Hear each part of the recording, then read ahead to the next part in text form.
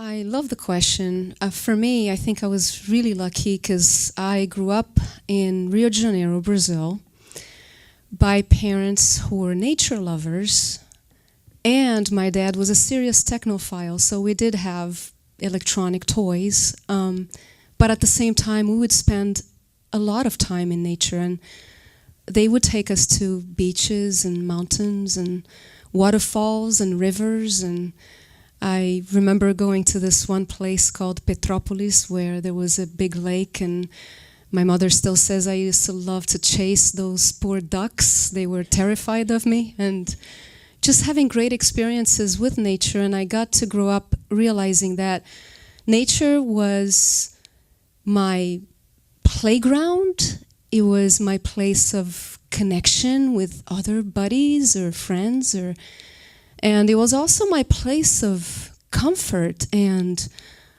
you know, I've always felt like when I was in nature there was a sense of wonder and a sense of awe, that it was just so unique and precious that I couldn't really understand why people would allow its destruction, and also why would people be so disconnected from it. And I was feeling that so many, you know, even like kids, even in Brazil, people were very disconnected already. But when I moved to the States, I felt like there was even a deeper gap, like there was a deeper disconnection. And with time, of course, with the technological advances and everything, I think it's become more severe. But it really, for me, it did come from childhood, no doubt about it. And that's why, you know, I love the fact that you brought up the question in the context of educational, because it really starts when you see a child that's never seen nature. Like I used to volunteer for an organization called Children Nature Institute here in LA, and they would take inner city children, usually pretty young, like sometimes as young as 3-4 years old, and we would take them to just a park or a beach. And to me, it wasn't that volunteering work. It's reminding me of what you were mentioning. It would just crack my heart open, because these kids who grow up in gray cities, oftentimes not having, or gray neighborhoods that don't really have much nature at all, when they're seeing birds or butterflies, or they find lizards, and you know, there's a body of water, there's just like that sense of wonder in their faces, where it's like all of a sudden it seems like they're discovering a new world. And here we are, this is our world, this is their world.